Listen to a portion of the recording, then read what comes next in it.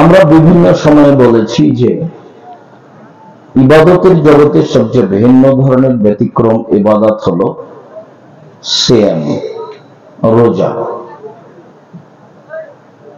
সিয়াম এই জন্য ভিন্ন যে এর কিছু মান মর্যাদা আছে যা অন্যান্য ইবাদতের মধ্যে নেই।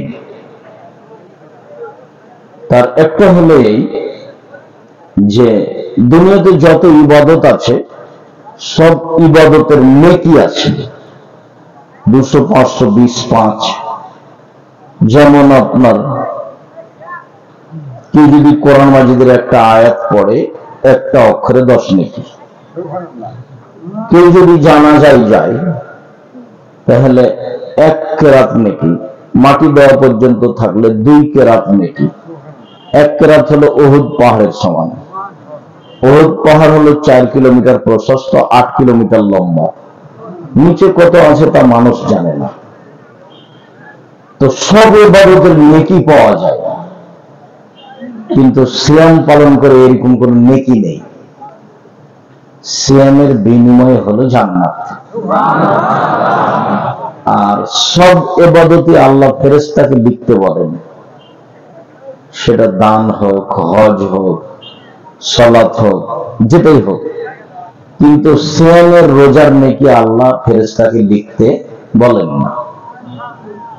আল্লাহ তাআলা বলেন ফাইনাহু লি ওয়া আনা আজজি বিহি, সিয়াম আমার ব্যাপার, প্রতিদান আমি দেব। মানে সিয়ামটাকে তিনি নিজের জন্য নিলেন, বললেন সিয়াম আমার ব্যাপার, প্রতিদান আমি দিব। রোজা আমার ব্যাপার, প্রতিদান আমি দিব। আবার এক সময় বলেছেন যে সিয়াম এমন ইবাদত যার সমপর্যায়ের ইবাদত পৃথিবীতে নেই। ধরেন এটা সিয়াম, তো আমরা 1 মিনিটের জন্য বলি এটা সালাত, নামাজ। তো যদি বলি যে সালাতটা সিয়ামের সমপর্যায়, তো কথাটা ঠিক হবে না। কেন? সিয়ামের সমপর্যায়ের ইবাদত দুনিয়াতে নেই। তো কেউ যদি বলি যে আব্দুর রাজ্জাক সাহেব অনেকদিন বলেছেন ইবাদতের জগতে সবচেয়ে পাওয়ারফুল, শক্তিশালী ইবাদত হলো দান, তো দান সিয়ামের মতো সমপর্যায় না। সিয়াম এমন একটা ইবাদত যার সমপর্যায়ের ইবাদত পৃথিবীতে নেই। সিয়াম একটা ভিন্ন ধরনের ইবাদত। আশা যে নফল সিয়াম পালন করতে গিয়ে শাওয়ালের সিয়াম রাখছেন বা রাখবেন, এই জন্য ইনশাআল্লাহ, এই জন্য যে সিয়ামের মর্যাদা উল্লেখ করতে গিয়ে আল্লাহ নবী বললেন মান সামায়ামুন ফি সাবিলিল্লাহ বাদাল্লাহু দুনিয়া সাবিনা খলিফা। কেউ যদি আল্লাহকে সন্তুষ্ট করার জন্য একদিন সিয়াম থাকে তাহলে তাকে জাহান্নাম থেকে 70 বছরের পর দূরে সরিয়ে দেওয়া হবে। একবার বললেন কেউ যদি একদিন সিয়াম থাকে তাহলে তাকে জাহান্নাম থেকে 100 বছরের পর দূরে সরিয়ে দেওয়া হবে। আর একবার বললেন কেউ যদি সিয়াম থাকে আল্লাহকে সন্তুষ্ট করার জন্য তাহলে তাকে জাহান্নাম থেকে 500 বছরের পর দূরে সরিয়ে দেওয়া হবে। আবার মূল কথায় ফিরে যায়, এখন সিয়াম পালন করে নেকি হলো না জান্নাত থেকে, জাহান্নাম থেকে সরে গেল? জাহান্নাম থেকে সরে গেল। এটা হলো বিনিময়। তো ফরজ সিয়াম চলে গেছে, নফল সিয়াম আছে। আফজালুস সিয়াম বাদা রমাদান শাহরুল্লাহিল মুহাররম। ফরজের পরে সবচেয়ে গুরুত্বপূর্ণ সিয়াম হলো মুহররমের সিয়াম। মুহররমের 2 দিন সিয়াম। হাফসা রাদিয়াল্লাহু তাআলা আনহা বলেন আরবাউন লাম ইয়াকুন ইয়াদাহুন্না রাসূলুল্লাহ সাল্লাল্লাহু আলাইহি ওয়াসাল্লাম, 4টা জিনিস আল্লাহর রাসূল কখনো ছাড়তেন না। 1, সময় আশুরা, মুহররমের সিয়াম, মুহররমের 10 তারিখের সিয়াম। 2, ওয়াল আশরা, যুলহিজ্জার 1 থেকে 9 পর্যন্ত সিয়াম, যেটা এই মাসের পরই আসবে। যুলহিজ্জার 1 থেকে 9 পর্যন্ত সিয়াম। 3, সালাসা ইয়ামিন মিন কুল্লি শাহরিন, প্রত্যেক মাসে 3 দিন সিয়াম। 4 রাকাতাল ফজর, ফজরের 2 রাকাত সুন্নাত। এই 4টে জিনিস আল্লাহ রাসূল কখনো ছাড়তেন না। সিরিয়াল দিতে পারবেন না মনে হয়, দেন তো দেখি। 1 মুহররমের 10 তারিখের সিয়াম। 2 এত তাড়াতাড়ি ফজরে চলে গেলে কেন? জিলহজ মাসের 1 থেকে 9 পর্যন্ত সিয়াম। 3 প্রতি মাসে 3 দিন সিয়াম, মনোযোগ সহকারে থাকতে হবে, আয়ামে বীজ। 4 ফজরের 2 রাকাত সুন্নাত। এই 4টে জিনিস আল্লাহর নবী কখনো ছাড়তেন না বলে হাফসা রাদিয়াল্লাহু তাআলা আনহা বলেন। নফল সিয়াম, মুহররমের সিয়াম। কাদিমান নবী সাল্লাল্লাহু আলাইহি ওয়াসাল্লাম আল মদিনা, আল্লাহ রাসূল মক্কা থেকে মদিনায় আসলেন। ওয়াজাদাল ইয়াহুদা ইয়াসুমুনা ইয়াউম আশুরা, তো ইহুদিদের দেখলেন যে ওরা মুহররমের 10 তারিখে সিয়াম থাকছে। তিনি বললেন, মা হাযাল ইয়াউম আল্লাযী তাসুমুনাহু, আচ্ছা এটি কিসের সিয়াম? তোমরা মুহররমের 10 তারিখে সিয়াম থাকো কেন? আমাদের নবী বললেন ইহুদিদেরকে। কোথায়? মদিনায়। আল্লাহর নবী মক্কা থেকে মদিনায় এসে দেখলেন যে মদিনার ইহুদিরা মুহররমের 10 তারিখে সিয়াম থাকে। তাহলে নবী বললেন, এটা কিসের সিয়াম? তোমরা থাকো। তো ওরা বলল, জাহাজুল ইয়াউম আযীম। এটা জানেন না? এটা তো অনেক বড় দিন, এটা অনেক বড় বিশাল দিন। আনজাল্লাহু তাআলা ফিহি ফিরআউন মূসা ওয়া কওমাহু, এই দিনে আল্লাহ মূসা এবং তার সম্প্রদায়কে বাঁচিয়ে দিয়েছেন। ওয়া গাররাকা ফিরআউন ওয়া কওমাহু, এই দিনে ফিরআউন এবং তার সম্প্রদায়কে সাগরে ডুবিয়ে দিয়েছে। ফাসামা শুকরান মূসা, তখন মূসা বললেন যে তুমি এত বড় কাজ করলে, এইভাবে বাঁচালে আমাকে, আর এইভাবে ফেরাউনকে ডুবিয়ে দিলে, তা আমি কি করে শুকরিয়া আদায় করি? যাক, আমি আজকে সিয়াম থাকলাম, মুহররমের 10 তারিখ আমি সিয়াম থাকলাম। এইটা সিয়াম আমরা এই কারণে রাখি, এইটা আমাদের শুকরিয়ার দিন। বলেন তো তাহলে মুহররমের 10 তারিখ কিসের দিন হলো? শুকরিয়া আদায়ের দিন। তখন আল্লাহ রাসূল বলছেন, নাহনু আহাক্কু আওলা বিমূসা মিনকুম, আরে শোনো, তোমরা মূসার সুন্নাত পালন করার ব্যাপারে যে হক রাখো, আমরা তার চেয়ে বেশি রাখি।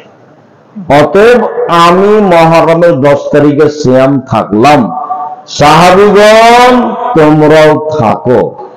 যেমন বলেছেন যে তোমরাও থাকো, তেমনি সাহাবীগণ বলছেন, বলেন কি আমরা সিয়াম থাকবো? মানে এটা তো ইহুদিদের বড় দিন, এটা তো খ্রিস্টানের বড় দিন, আর আপনি আমাদেরকে দিন রাত বলছেন যে ওদের বিরোধিতা করতে হবে। আমরা মুহররমের 10 তারিখে সিয়াম থাকলে এটা বিরোধিতা হলো না অনুকূলে হলো? অনুকূলে হলো। আমরা কেন সিয়াম থাকবো? তখন আল্লাহ রাসূল বলছে, আচ্ছা আচ্ছা ঠিক আছে, ঠিক আছে। লাইন বাকাইতু সানাতাল কাবেল লাসুমানা তাসিয়া, শোনো, সামনে বছর যদি আমি বেঁচে থাকি তাহলে 9 তারিখও সিয়াম থাকবো। 9 তারিখ হবে বিরোধিতা, 10 তারিখ হবে শুকরিয়া।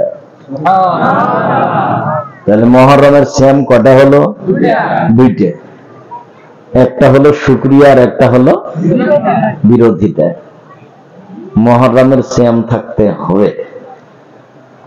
রাসূল সাল্লাল্লাহু আলাইহি ওয়াসাল্লাম বলেন, সুমা আশুরা আহতাসিবু আলাল্লাহি কাতরা সালাতে ক্বাবলাহু। আল্লাহ নবী বলছেন, আমি আশা করছি মুহররমের একদিন সিয়াম থাকলে অতীতের 1 বছরের পাপ ক্ষমা হবে। 2 দিন সিয়াম থাকলে, মুহররমের 2 দিন সিয়াম থাকলে অতীতের 1 বছরের পাপ ক্ষমা হবে। মুহররম, আরাফা। রাসূল সাল্লাল্লাহু আলাইহি ওয়াসাল্লাম বলেন,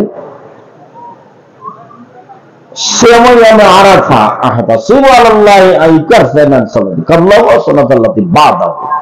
কেউ যদি আরাফার একদিন সিয়াম থাকে তাহলে আগে পরে 2 বছরের পাপ ক্ষমা হয়। আরো পাওয়ার ভিন্ন, কঠিন পাওয়ার। মানে যুলহিজ্জা মাসের প্রথম 10 দিন, কুরবানির মাসের প্রথম 10 দিন, রমজানের শেষের 10 দিনের চেয়ে দামি। মানে আল্লাহ নবী যখন বলেছেন আহাব্বুল আমাল ইলাইয়া ইলাল্লাহি তাআলা, আল্লাহর নিকটে যুলহিজ্জার প্রথম 10 দিনের ইবাদত দুনিয়ার সব কিছুর চেয়ে উত্তম। তখন সাহাবীগণ বললেন জিহাদের চেয়ে উত্তম। আল্লাহ রাসূল বলেন হ্যাঁ জিহাদের চেয়ে উত্তম। তখন বিদ্বানগণ ভাবতে লাগলেন আচ্ছা জিহাদের চেয়ে উত্তম হলো, সবকিছুর চেয়ে উত্তম হলো, রমজানের শেষ দশকের চেয়েও কি উত্তম? রমজানের শেষ দশক তো আল্লাহ রাসূল একবারে প্রস্তুতি, কম খাও, কম ঘুমাও, কম কথা বলো, ব্যবসা বাণিজ্য কমাও, তাসবিহ তাহলিল জিকির আজকার, সারা রাত জেগে থাকো, 8 রাকাত তারাবি পড়ো, দীর্ঘ কিরাত করো, দীর্ঘ সিজদা করো, দীর্ঘ রুকু করো, ঘন্টা ঘন্টা কান্নাকাটি করো, ইবাদত করো, খুব সব সময় জেগে থাকো। আল্লাহ রাসূল নিজে জাগলেন, পরিবারকে জাগালেন, রাত জেগে থাকলেন। মুহররমের 10 তারিখে যত, রমজানের শেষ দশকে যত চেষ্টা করতেন কখনো তা চেষ্টা করতেন না। তো এগুলো তো অনেক হাদিস। তো মহা যুলহিজ্জার প্রথম 10 ব্যাপারে যে বললেন সবচেয়ে ভালো, তাহলে কি রমজানের শেষ দশকের চেয়ে যুলহিজ্জার প্রথম দশক বেশি দামি? তখন বিদ্বানগণ বলছেন যে হ্যাঁ। কেন? বলছে রমজানের শেষ দশকে একটাই জিনিস আছে, সেইটা হলো লাইলাতুল কদর। আর যুলহিজ্জাতে 3টা আছে। 1 হজের দিন আছে, 2 আরাফার দিন আছে, 3 কুরবানি আছে। 3টা বড় ইবাদত। কুরবানি কিন্তু খুব দামি ইবাদত। কে যে ফাঁকি দিল হুজুর, খালি বললো যে ভাগে করো। আবার কে বলছে ভাগে চলবে না, এমন ঝাঁকি মারছে। হুজুরে যে বলছে যে কে বলছে ভাগে চলবে না, ফাটিয়ে দিচ্ছে একবারে হুজুর। আল্লাহর রাস্তে আমি কোনোদিন ফাটাইনি ভাই। আমি বলেছি প্রত্যেকটা পরিবারের জন্য একটা কুরবানি অন্তত দিতে হবে, হয় গরু, না হয় খাসি, না হয় ছাগি, না হয় ভেড়া, ভেড়েই একটা কম দামে নিচে থাকি। আর আপনারা যারা ক্ষুদ্র কালিকুর বড় কালিকুরে বসবাস করেন, ধনী মানুষ আছেন, 4টা 5টা 10টা 12টা করে জয় করবে, মানুষের খাওয়াই নিয়ে যাবে। 2-4-5 লাখ টাকা খরচ করবেন, টাকা রেখে কি করবেন? ছেলে মেয়ে খালি ভাগ করে নেবে, মারামারি করে, প্রয়োজনে মামলা করে। তো গাইবান্ধা রংপুরে বাড়ি, তো বোনের আগে ভাগ দেয়নি, তখন মামলা করে দিয়েছে। তো কাঠগড়াতে বোন একদিকে আছে, ভাই একদিকে আছে, কি ব্যাপার? আমরা তো বাপের জন্য ভাগ পাইনি, তখন মামলা করেছি। এটা হলো সম্পদের ফলাফল। কুরবানি করে টাকা কমিয়ে দেন, 4টা 5টা 10টা 12টা কুরবানি দেন, ভাগের পথে যায় না। কার হালাল কার হারাম কেন ওগুলো করতে যাবে? যতই জোরে বলুক হুজুর, হুজুরের কণ্ঠের চোটে ভেসে যাবেন না। কুরবানি খুব দামি ইবাদত। কুরবানি আল্লাহর কাছে খুব সন্তুষ্টপূর্ণ ইবাদত। আমরা গোশত খেতে পাই, এটা আল্লাহর একটা দয়া। আমরা গোশত খেতে পাই, এটা কি? আল্লাহর দয়া। আগে কুরবানির পশু কি হতো? জ্বলে হতো। তো আল্লাহ দয়া করে ওটা আটকে দিয়ে আমাদের খাওয়ার জন্য দিয়ে দিয়েছে। এটা মূল ব্যাপার নয়। আমরা আল্লাহকে সন্তুষ্ট করার জন্য কুরবানি দিলাম, এইটা হলো মূল ব্যাপার। আচ্ছা, ফিরে যাই। আরাফার সিয়ামের কারণে কথাটা এসেছিল। আরাফার সিয়াম একদিন খুব দামি।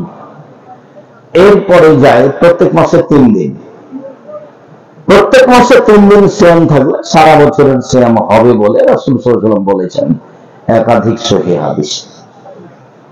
সারা বছর সিয়াম পালনের দুইটা পদ্ধতি, এক রমজান এবং প্রত্যেক মাসে 3টে, রমজান এবং প্রত্যেক মাসে 3টে, তাহলে কি হবে? সারা বছরে সিয়াম পালনের নেকি হবে। আরেকটা পদ্ধতি, এটা সহজ।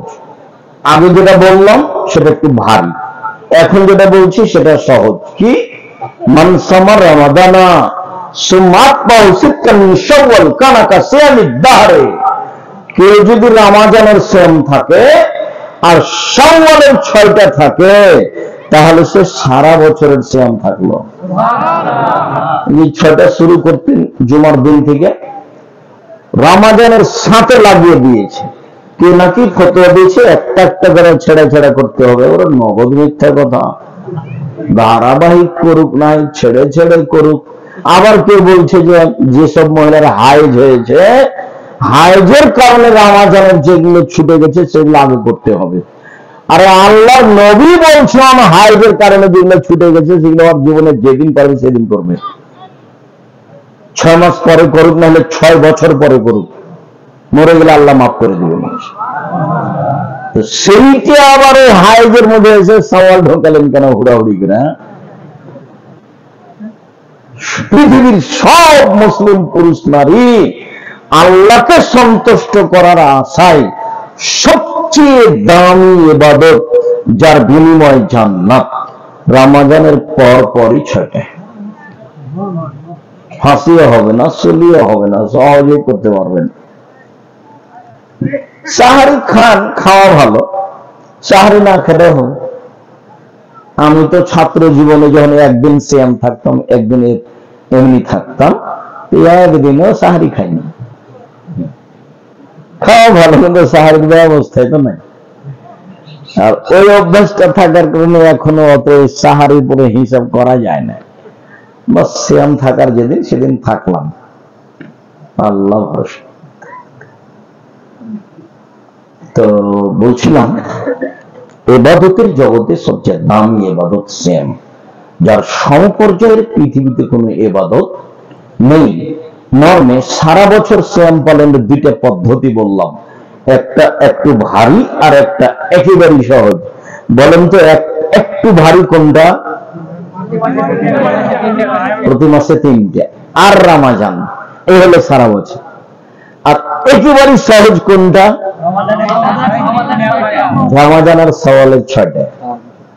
আপনাকে আমি অনুরোধ জানাচ্ছি, উপস্থিত বৈঠকের মুসলিম বোন, সারাদিন ধরে ঢং ঢং করে ল্যাংটা হয়ে ঘুরে বেড়াচ্ছ, এখনো ঘুরে বেড়াচ্ছ কেন? শরম হয় না তোমার?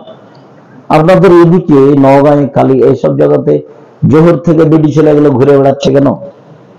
আপনি ওর বাপ নন? আপনার খারাপ লাগে না কেন? এটা আপনার একটা অযোগ্যতা। আপনি বাপের একটা ক্ষমতা দেখাবেন, মেয়ে তো আপনার, জবাব তো আপনাকে দিতে হবে। এটা আপনি বুঝতে চাচ্ছেন না কেন? খালি শুনে থেকে যাচ্ছেন কেন? কতদিন আপনাকে বললাম যে 3 শ্রেণীর মানুষ জান্নাতে যাবে না, তার মধ্যে আপনি একজন। যে হলো দায়ীশ, বেটি তো আপনার, জবাব আপনাকে দিতে হবে। মেয়ে আপনার, জবাব আপনাকে দিতে হবে। মেয়ে আমার, জবাব আমাকে দিতে হবে। 3 শ্রেণীর মানুষ জান্নাতে যাবে না, তার মধ্যে আপনার মেয়ে 1 নম্বরে, তার মধ্যে 2 নম্বরে আপনি, 3 নম্বরে যারা নিয়মিত বিড়ি, তামাক, জর্দা, সিগারেট, গুল খায় তারা। 1978 সালে, 1976 সাল থেকে 82 সাল পর্যন্ত নাচল মাদ্রাসার হেড শিক্ষকের আমি খাবার নিয়ে গেছি প্রতিদিন দুপুরে। তাহলে 76 থেকে 82 কতদিন হয়?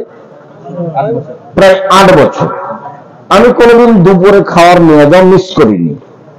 তো কোনো একদিন ট্রেন স্টেশন, নাচল ট্রেন স্টেশনের উপর দিয়ে যেতে হতো। তো ওরা যারা পরিচিত হয়ে গেছে একটা পান দিয়েছে, তো পানটা মুখে দিয়ে প্রতিষ্ঠানের ভিতরে ঢুকেছি। আমার মুখের উপরে পড়েছেন মাওলানা শীষ মোহাম্মদ, যার খাবার নিয়ে যেতাম। দেখে বলছো, আমি তো মনে করছি তোর বাড়ি দেবে না, পড়াশোনা করবি, তো পান খাচ্ছিস, পান খাই বেড়াস। চাঁপাই নবাবের মানুষ তো, বলছে পান খাই বেড়াস। তোর খারাপ মনে করলেন। আমি ৭৬ সাল থেকে ৭৮ সাল থেকে এখন পর্যন্ত কোনো পান মুখে দিবি, পান হালাল হারাম পরে, ওকে আমি ঘৃণা করি। ৩ শ্রেণীর মানুষ জান্নাতে যাবে না, তার মধ্যে ১ শ্রেণীর যারা বিড়ি, তামাক, জর্দা, সিগারেট, গুল, নেশাদার দ্রব্য সাদা নিয়মিত খায়, পান করে তারা। তো ৩ শ্রেণীর মানুষের মধ্যে আপনি পড়লেন দুই দিক দিয়ে, বিড়ি তামাকের দিক দিয়ে ১ আর বেটির দিক দিয়ে ২। মেয়ে তো আপনার ঘুরে বেড়াচ্ছে, এই বোকাম, এই শরম করো না কেন, লজ্জা হয় না কেন, তোমার শরম হয় না কেন? ক্লাস 10-এ পড়ো তুমি, 2 বছর থেকে তোমার হায়েজ হয়, তোমার মা জানে, তুমি জানো, 4 বছর থেকে তোমার লজ্জা হয় না কেন? তুমি তো একটা বড় মেয়ে, বিবাহ দিলে তোমার একটা বাচ্চা হতো, 2টা বাচ্চা হতো, তুমি একটু শরম করো না কেন? তুমি নিজে পাপি, আরেকজনকে পাপি করে খামাখা জাতিকে ধ্বংস করছো কেন? এই শরম হয় না তোমার, হায়া হয় না তোমার, লজ্জা হয় না তোমার? একটু ইতস্তবোধ করো না কেন? তোমার বাপের বাড়ি ঘর নেই, জায়গা নেই, তোমার বাপের বাড়ি আছে, ঘর আছে, টিউবওয়েল আছে, পেশাবখানা আছে, পায়খানা আছে, সবকিছু আছে। মানুষের মতো হয়ে থাকো, পশু প্রাণীর মতো হয়ে আছো কেন? গরু ছাগলের মতো হয়ে আছো কেন? বুঝে না ওরা অন্তর আছে, বুঝে না, দেখে না ওরা চক্ষু আছে, দেখে না, শোনে না ওরা কান আছে, শোনে না। ওলাইকা কালানাম, তারা পশু প্রাণীর মতো, তারা গরু ছাগলের মতো, তারা কুকুর শ্রীগালের মতো, বালু মাজাল বরং তার চেয়ে খারাপ। যারা বুঝলে বুঝবে কিন্তু বুঝতে চায় না, যারা শুনলে ভালোভাবে শুনতে পারবে কিন্তু শুনতে চায় না, এই মানুষগুলিকে আল্লাহ বলছেন গরু ছাগল কুকুর শ্রীগালের মতো। তবে আল্লাহ কুকুর শ্রীগাল বলেননি, বলেছেন যে কুকুর শ্রীগালের মতো। কেন? কুকুর শ্রীগাল হারাম খায়, কোনোদিনই ছাড়তে পারবে না, আর মানুষ ইচ্ছা করলে ছাড়তে পারবে। এই জন্য আল্লাহ বলেননি যে ও কুকুর শ্রীগাল, ওকে বলেছেন যে ও কুকুর শ্রীগালের মতো। আবার বলছেন যে বালু মাজাল বরং তার চেয়ে খারাপ, মানে তার দুর্বল সাইড উল্লেখ করা হলো। কেন তুমি বুঝবে না? উপস্থিত বৈঠকের মুসলিম বোন, মেয়ে তো আপনার, আপনি তার মা, আপনি সত্য হবেন। আপনার চোখের সামনে সে এভাবে হাঁটে কি করে? আপনি তার মা, আপনি তাকে দুধ খাইয়েছেন, আপনি তাকে প্রসব করেছেন, আপনি তাকে লালন পালন করেছেন, আপনার চোখের সামনে এভাবে ঢং করে বেড়ায় কি করে? আপনি মা হিসেবে জিম্মেদারি পালন করবেন না? মা তো ওই বহুদিন বলেছে, মা হলো 4টে জিনিস লাগে। ওটুকু বলে আমরা ওই অংশ ছেড়ে তাড়াতাড়ি চলে যাব, কথা শেষ করব তাড়াতাড়ি। মা হলে 4টে জিনিস লাগে, যা একাধিক দিন বলেছি, স্মরণে আছে, বললে আরো বেশি স্মরণ হয়ে যাবে। উপস্থিত বৈঠকের মুসলিম বোন, চুপ থাকো। মুসলিম বোন আপনারা একটু চুপ থাকেন। জাবের বলছেন যে আমরা রাসূলের সাথে যুদ্ধ করে আসছি, এখন মদিনায় ঢুকবো। তাহলে রাসূল বলছেন, এই সবাই এখানে থামো, আমরা সকালে মদিনায় ঢুকবো। তো জাবের বলছেন, আল্লাহ নবী আমি তো নতুন বিবাহ করেছি, আমাকে বাড়ি যেতে দেন, আমি নতুন বিবাহ করেছি, আমাকে বাড়ি যেতে দেন। তখন আল্লাহ রাসূল বলছেন, নতুন বিবাহ করেছ? কুমারী মেয়ে বিবাহ করেছ না তালাক প্রাপ্ত মেয়ে বিবাহ করেছ? আল্লাহ নবী আমি তালাক প্রাপ্ত মেয়ে বিবাহ করেছি। কেন কুমারী মেয়ে বিবাহ করলে না? কেন অবিবাহিত মেয়ে কেন বিবাহ করলে না? তুমি তার সাথে খেলতে, তোমার সাথে খেলতো। আল্লাহ রাসূল এগুলো বললেন। তখন জাবের বলছেন, আল্লাহ নবী শোনেন, আমার আব্বা উহুদের যুদ্ধে শহীদ হয়েছেন 9 জন মেয়ে রেখে, আমার 9 জন বোন আছে।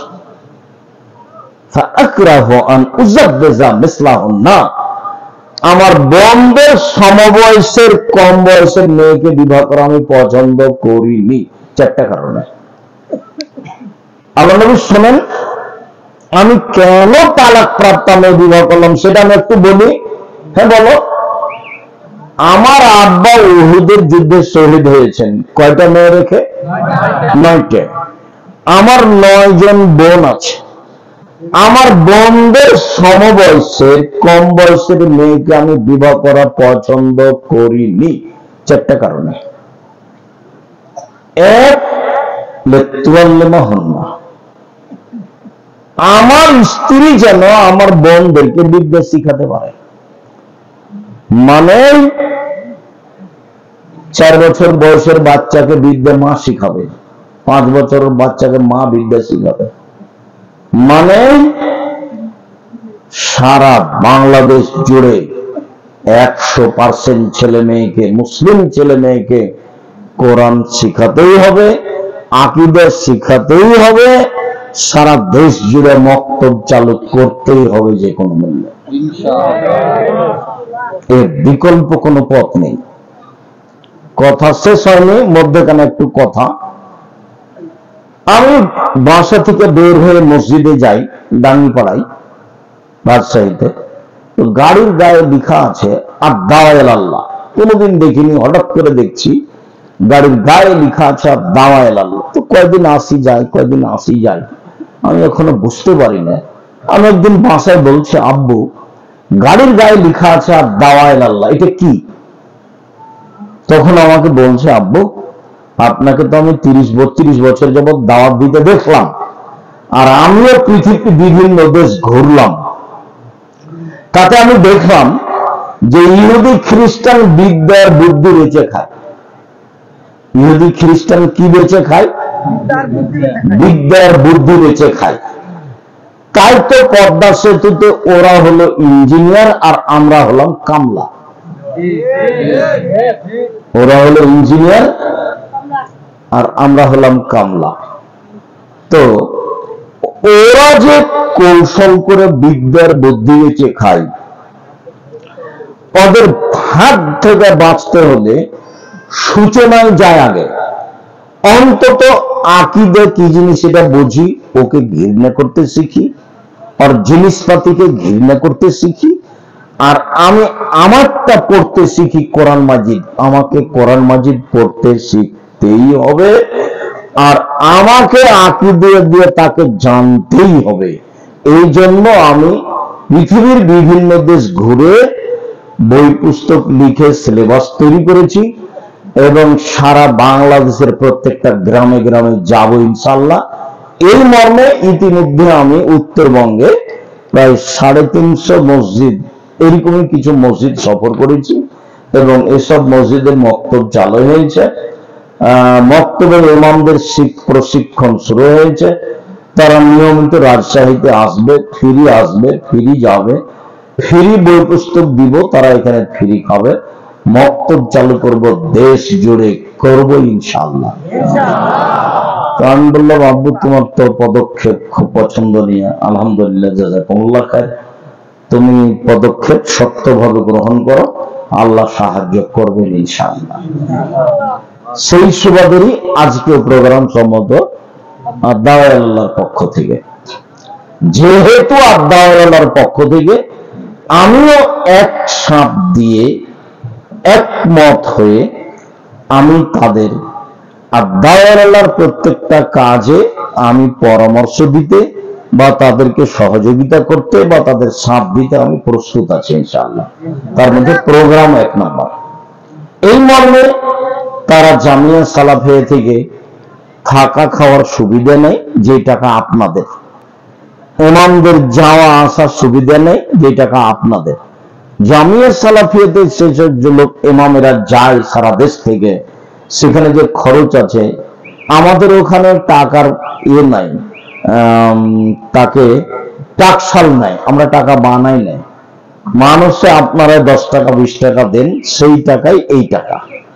তো যার কারণে প্রোগ্রামগুলি আমি শক্তভাবে করতে বলেছি।